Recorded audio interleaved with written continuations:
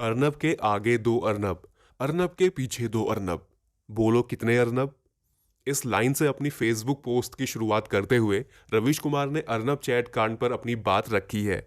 लेकिन पहले हम जल्दी से आपको थोड़ा बता दें कि हुआ क्या है, क्योंकि कुछ लोगों को नहीं पता है। टीआरपी स्कैम के तहत हाल ही में मुंबई पुलिस ने अर्नब गोस्वामी और बार्क, जो टीआरपी डिसाइड करता है, उसके पुराने सीईओ पार्थो दास के बीच हुए व्हाट्सएप चैट के 500 पन्ने रिलीज किए हैं, जिससे कई हैरान कर देने वाले खुलासे हुए हैं। जैसे 14 फरवरी 2019, जिस दिन हमारे 40 जवान पुलवामा आतंकी हमले में शहीद हुए थे और पूरा देश सदमे में था। उसी दिन न्यूज रूम में खुद को बहुत बड़ा देशभक्त बताने वाले अर्नब ने कहा, हम बहुत बड़ा जीते हैं, मतलब बहुत बड़ी टीआरपी हाथ लगी है, we have won like crazy.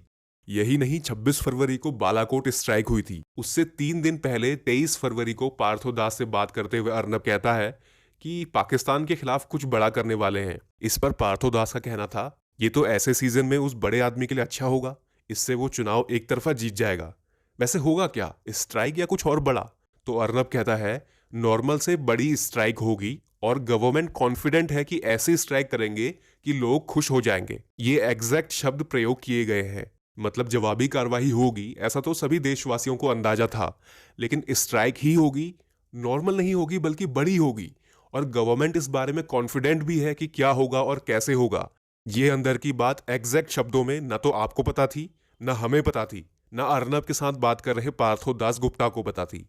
तो सवाल यहां पर यह उठता है कि सेना की कॉन्फिडेंशियल बातें कि एग्जैक्ट शब्दों में क्या होने वाला है, क्या रिजल्ट निकलने वाला है, ये सेना और सरकार से बाहर एक पत्रकार को 3 दिन पहले कैसे पता और क्यों पता थी? उसके बाद क्या क्या घटनाक्रम घटे थे वो शायद आपको याद होगा ही। कि आपका पहला वोट पुलवामा में जो वीर शहीद हुए, उन वीर शहीदों के नाम आपका वोट समर्पित हो सकता है क्या? क्या आपका पहला वोट पाकिस्तान के बालाकोट में एयर स्ट्राइक करने वाले वीर जवानों के नाम समर्पित हो सकता है क्या? इसके अलावा भी उस चैट में कई ऐसी बातें हैं, जैसे जजों को खरीदने की बात, सभी मंत्री उसके साथ हैं, ऐसी कई सारी बातें हैं जो कि धीरे धीरे खुलेंगी। खैर, अब देखते हैं रवीश ने क्या कहा। यह शब्द सह व्याख्यान नहीं है, उनके लेख की एक शॉर्ट समरी टाइप है। रवीश कहते हैं, आप किससे उम्मीद कर रहे हैं? भारत का 99.99% मीडिया गोदी मीडिया है। सारे एंकर और चैनलों के मालिक अर्नब जैसे ही हैं, तो एक अर्नब दूसरे अर्नब के खिलाफ कैसे बोलेगा? असल बात है, गोदी मीडिया के मालिक को बचाना है। और क्या गोदी मीडिया ये चाहेगा कि एक दूसरे को एक्सपोज करने में कहीं मालिक एक्सपोज हो जाए? इसीलिए गोदी मीडिया अर्नब को बचाने के लिए चुप नहीं है, बल्कि अपने मालिक को बचाने के लिए चुप है। अर्नब सिर्फ एक न्यूज एंकर नहीं है, वो एक समाज का प्रतीक है। ऐसा समाज जो समाज रक्षा और सेना को लेकर फर्जी राष्ट्रवाद का नारा बुलंद करता है, ताकि अपने भीतर की सांप्रदायिकता को एक नैतिक रूप वो दे सके। उसके लिए ना तो देशभक्ति इंपॉर्टेंट है और ना राष्ट्रवाद। वैसे दोनों में अंतर होता है, लेकिन अब यहां पर जो राष्ट्रीय सुरक्षा को लेकर सवाल उठ रहे हैं, उस पर कोई भी गोदी मीडिया सवाल नहीं करेगी, कोई भी ताल नहीं ठोकेगा। मैं जानता हूं, न्यूज चैनलों के माध्यम से रोज भारत की जनता को गुलाम बनाया जाता है और 3 महीनों तक सुशांत की आत्महत्या की खबर चलाकर यह टेस्ट किया जाता है कि जनता किस हद तक गुलाम बनी हुई है। इस समाज में नैतिकता की कोई जगह नहीं है। ये बस अपने गिरोह और उसके सदस्यों की अनैतिकता को बचाने के लिए जिंदा है। तभी मैंने कहा था, जब जब नागरिक या जनता अपने अधिकारों के लिए कोई लड़ाई लड़ेगी, उसे सबसे पहले गोदी मीडिया से लड़ना पड़ेगा। अगर कोई गोदी मीडिया के खिलाफ जाएगा तो उसकी असफलता तय है, उसका हारना तय है। इसलिए चाहे किसान हो, चाहे छात्र हो या कोई भी हो, अपने आंदोलन से मीडिया को बाहर करना उन्हें सीखना पड़ेगा। लोग मुझसे पूछ रहे हैं कि आप अर्नब के बारे में प्रोग्राम क्यों नहीं कर रहे? मेरा जवाब प्रोफेशनल है। मैं अकेले काम करता हूं, तो अभी चैट पढ़ने का टाइम नहीं मिला। और मेरा एक उसूल भी है, मैं थोड़ा रुकता हूं, खुद पढ़ता हूं, समझता हूं। देर हो भी जाएगी तो तूफान थोड़ी आ जाएगा। अभी किसानों वाला मुद्दा ही कवर कर रहा हूं, क्योंकि मैंने सोचा था उस पर लगातार 50 एपिसोड्स करूंगा, इसलिए उसमें व्यस्त हूं। और वैसे भी हम अर्नब तो है नहीं कि व्हाट्सएप पर चैट आया और रिया चक्रवर्ती की जिंदगी के पीछे पड़ गए। अभी मैंने कुछ लोगों से पूछा भी है कि इसे औपचारिक रूप से कवर करने में किसी की निजता, किसी की प्रिवेसी भंग तो नहीं होती? मतलब नैतिक और कानूनी सावधानियां बरती जानी चाहिए। सोचिए, अगर मेरे बारे में ऐसी कोई सूचना होती तो अर्नब और बाकी के सभी अर्नब उस पर घंटों घंटों अभियान चला रहे होते। सारे मंत्री पुलिस के साथ मेरे घर आ गए होते। सूचना प्रसारण मंत्रालय ने नोटिस जारी कर दिया होता, क्योंकि मैं अर्नब नहीं हूं। अगर मैं अर्नब होता तो सब चुप रहते, आईटी सेल चुप रहता, समाज का एक बड़ा तबका मेरे साथ खड़ा होता। मेरी एक बात याद रखिएगा, भारत की सामाजिकता की बुनियाद में नैतिकता है ही नहीं। याद है ना आपको अर्नब के लिए कैसे सारे मंत्री आ जाते थे, लोग सड़कों पर प्रदर्शन करने लगते थे, अर्नब को बचाने के लिए सरकार खड़ी हो जाती थी। इस बार भी सब उसके साथ ही खड़े हैं, बस फर्क ये है कि बोल नहीं रहे। जरूरी भी नहीं है कि हर बार बोलकर ही साथ दिया जाए। तो ये रवीश कुमार ने कहा है अर्नब चैट कांड के बारे में। यहां पर आपकी जानकारी के लिए मैं आपको बता दूं कि 15 जनवरी को सरकार द्वारा रवीश कुमार को सिर्फ इसलिए नोटिस भेज दिया गया था क्योंकि उन्होंने एक सरकारी पोस्टर एड में, जो अपने आप में अधूरी जानकारी देता है, धान की खरीद के आंकड़ों का नंबर इधर उधर होने की वजह से गलत विश्लेषण कर दिया था। और नोटिस में यह भी लिखा था कि लगता है आप समाज में नेगेटिव सेंटीमेंट बढ़ाना चाहते हैं। वो वीडियो आप यहां देख सकते हैं। नई बात नहीं है इस नए एपिसोड में, क्योंकि अर्नब के बारे में जो कुछ मोहतरम अर्नब साहब द नेशनलिस्ट ने किया है वो बहुत ही शर्मनाक है, डूब मरने का मुकाम है। और अगर जरा सी भी, इतनी सी भी अर्नब में एक वैल्यू है अपने पेशे की, जर्नलिज्म की, अगर इन्होंने जर्नलिस्ट बनने के लिए मेहनत की है, पढ़ा है, तो मेरा ख्याल ये है कि सारी जिंदगी के लिए इन्हें अपने पेशे से इस्तीफा दे देना चाहिए। क्योंकि एक ऐसा आदमी जो अपने मुल्क की इज्जत दांव पे लगा दे, जैसा कि पुलवामा अटैक के लिए 40 लोगों का मारा जाना, जब हम ये कह रहे थे कि ये प्री प्लान है, तो अर्नब जैसे बहुत सारे लोग और बहुत सारे भक्त ऑफ करंट पार्टी ये कह रहे थे कि हम लोग जो हैं वो टुकड़े टुकड़े गैंग से हैं, एंटी नेशनलिस्ट हैं, पाकिस्तान के फेवर में हैं, दिस एंड दैट। आज वो लोग, अगर इतनी सी भी शर्म है तो भक्ति छोड़ दो। अगर इतना सा भी ज़मीर बाकी रह गया है तो भक्ति खत्म कर दो आज के आज। तुम लोग इस काबिल नहीं हो कि किसी मुल्क को लेके चल सको या किसी मुल्क को बना सको और उस पर राज कर सको, नहीं हो इस काबिल। और उसकी वजह ये है अर्नब, और अर्नब जैसे वो तमाम लोग जो बाइज्ड होकर हमारे आर्मी के 40 जवान मरे हैं। 40 घरों से उस घर का पालने वाला बेटा या हस्बैंड गया है, बाप गया है, उनके मासूम बच्चे बेबाप के हो गए। और इस अर्नब जैसे इंसानियत सोच इंसान को उनकी इतनी सी फिक्र नहीं है कि अगले 15-20 मिनट में, जैसा कि वो बात कर रहे हैं मिस्टर घोष से, कि अगले 20 मिनट में 40-50 जवान मरने वाले हैं। ही नोज दैट कि 40 जवान मरने वाले हैं। क्या अर्नब ने जो नेशनलिस्ट बना हुआ है और हर एक पर रात सुबह से लेकर शाम तक और हर रोज बिला नागा चीख कर अपनी आवाज बैठा ली है इस आदमी ने, कि हर आदमी इसकी नजर में नेशनल एंटी नेशनल था। आज तुम क्या हो? आज तुम क्या हो? तुम मुझे बताओ, क्या किया जाए तुम्हारे साथ? कोई कुछ बोले, मुसलमान कुछ बोले तो वो एंटी नेशनल है, टुकड़े टुकड़े ग्रुप वाले आ गए हैं, जेएनयू से आ जाएं तो वो टुकड़े टुकड़े ग्रुप है, फार्मर बैठे हैं तो वो पाकिस्तानी है, खालिस्तानी है, मुसलमान अगर कुछ बोले तो सीएए। अभी समझ में आ रहा है कि जो कुछ हुआ है पिछले 4 सालों में, 5-6 सालों में, उसमें जो हुकूमत की मंशा और हुकूमत का तरीक़े-कार, क्योंकि 3 दिन हो चुके हैं इस बात को, इन तमाम पेपर्स को लीक हुए, और अभी तक करंट पार्टी की तरफ से कोई भी समाचार नहीं है, कोई रिस्पॉन्स नहीं है, कोई बात नहीं है, सब चुप्पी साधे बैठे हैं।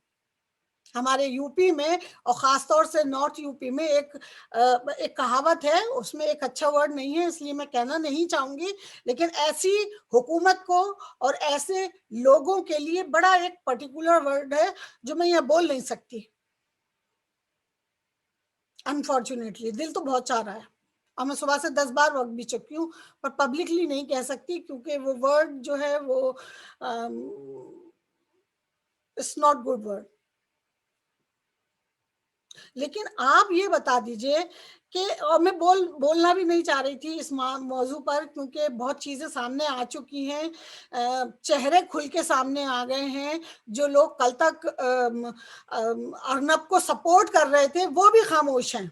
अब उनका नेशनल दिल दिमाग, नेशनैलिटी जो है उनकी, वो अब चेंज हो गई, फट से 2 मिनट में चेंज हो गई। दे फॉरगॉट अर्नब गोस्वामी। अब वो इधर-उधर की बात कर रहे हैं लोग। ये नहीं कह रहे हैं कि अर्नब जिस तरह जेएनयू के लड़कों के पीछे थे, जिस तरह उमर खालिद के पीछे थे, जिस तरह तलिका के पीछे थे, जिस तरह सफूरा के पीछे थे, आज वो उस तरह अर्नब के पीछे नहीं है। ये अर्नब की जगह अगर किसी मुस्लिम जर्नलिस्ट ने ऐसा किया होता या किसी सेक्युलर जर्नलिस्ट ने किया होता, तो आज 3 दिन के अंदर अंदर उसको फांसी पे चढ़ा दिया गया होता। खुलेआम उसको फांसी दी गई होती, और यही अर्नब और इन जैसे काले कोट वाले और कीमती साड़ियां पहनकर शोर मचा देते लोग। मगर आज सबकी जुबानें बंद हैं, थैंक्स टू, अगेन मैं किसी भी पार्टी के फेवर में नहीं हूं, पर थैंक्स टू कांग्रेस के उन्होंने बोला। देखिए, हम सब जानते हैं कि मछली के बच्चे को कोई तैरना नहीं सिखाता है। आप कितना भी कह दो कि मछली का बच्चा को तैरना नहीं आता, तैरना नहीं आता, तैरना नहीं आता, पप्पू है, पप्पू है, पप्पू है, मगर उसको तैरना आता है क्योंकि वो मछली का बेटा है। वो उस सिस्टम का हिस्सा है, उस सिस्टम में पैदा हुआ है, उस राजनीति में पैदा हुआ है, वो तुमसे ज्यादा जानता है। सिंपल सादा हो सकता है, लड़ाका नहीं हो सकता।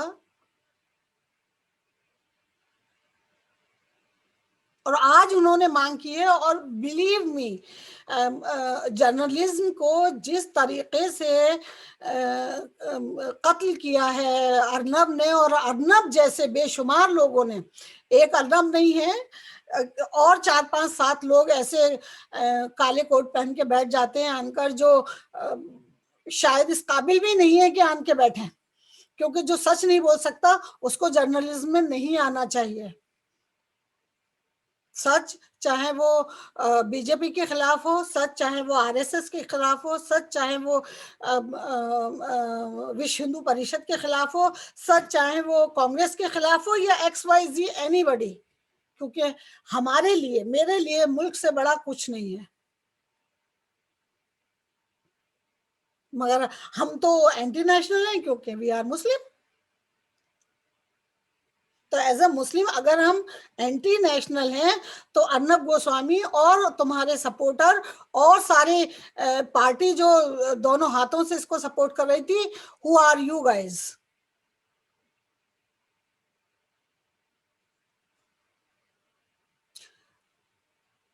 टीआरपी का खेल शुरू हुआ था सुशांत सिंह राजपूत के मर्डर से। वहां से वो फिर ड्रग्स में गया, ड्रग्स से फिर वो रिया के पास गया, रिया के से फिर वो कंगना के पास गया, और कंगना से फिर वो तमाम बॉलीवुड को। आज भी मेरी सुबह किसी से इंटरव्यू में बात हो रही थी, और मैं आज फिर ये वाली बात दोहराना चाहूंगी कि बॉलीवुड के पीछे जो हाथ धो के आप लोग पड़े हुए हैं ना, यही अर्नब थे जब ड्रग्स के केस में चीख चीख के सलमान खान कहाँ हो तुम, सलमान खान कहाँ हो तुम। सलमान खान तो जहां थे वहीं है, तुम कहाँ हो, टेल मी।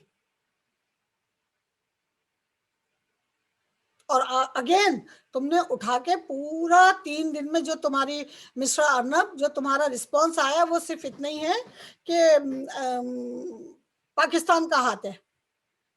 मतलब पाकिस्तान ने आपके दिमाग में फीड किया था कि बेटा टीआरपी के लिए अपने मुल्क की इज्जत आबरू को, अपने मुल्क की फौज को, अपने मुल्क की सिक्योरिटी को दांव पे लगा दो।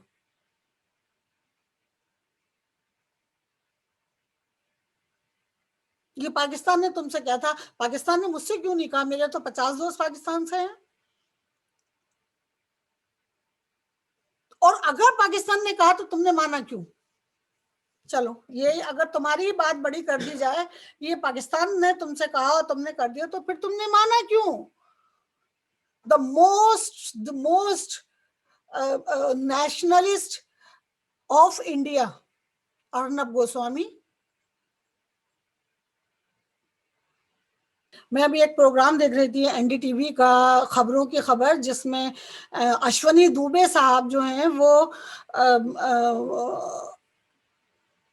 अर्नब को सपोर्ट करने में, उनके फेवर में बात कर रहे हैं।